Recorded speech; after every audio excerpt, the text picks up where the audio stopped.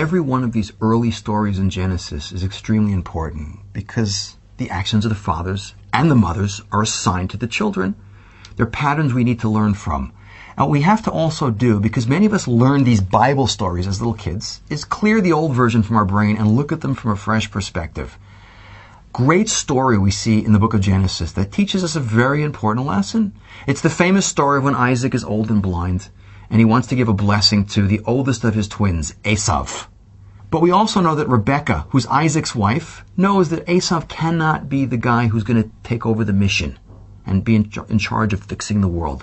So we all know how the story goes. She dresses up the younger of the twins, Jacob, as Esau, and she sends him in. And we know what happens after that. He steals the blessing, and all of not only Jewish history, but all of human history is different. But what's fascinating, and it's something that might go right by us, is a pattern we see throughout the book of Genesis. That women in the story, whether it's with Sarah with Abraham or Rebekah with Isaac, often see things that the men don't see. And it's not because these men are, God forbid, stupid. They're very intelligent. They're prophets. But Judaism brings down a very interesting idea in the book of Genesis, which is interesting that almost all cultures also connect to. It's the idea of women's intuition. The women are just more naturally connected because Judaism teaches, and it's more of a psychological point than a historical point, that a man is outwardly focused. Ego, he's out there trying to dominate the world. A woman is the internal. She's focusing, she's sensitive to her environment in a way that a man isn't. We think about it. Besides God, we always say, who knows you better than anyone else? Your mother.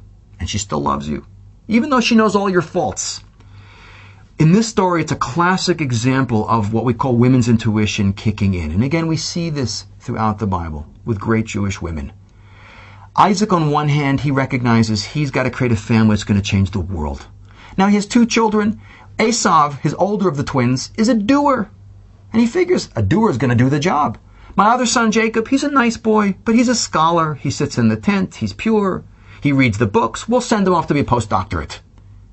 And we could see how he could come to that conclusion. There's definitely something to his logic.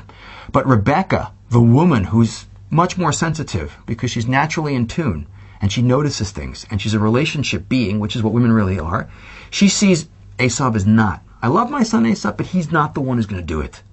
Jacob's gotta be the person who gets the responsibility.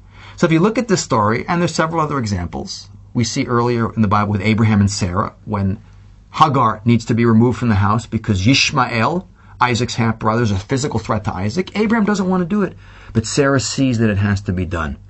And it's a great illustration of a very fantastic point we see in the Bible, that great Jewish women are a huge pivotal force in early Jewish history and throughout Jewish history. And this is an excellent example of one of the matriarchs, with her clarity and her wisdom, stepping in, taking control of a situation, and ultimately impacting a scenario which will have repercussions throughout all of Jewish history.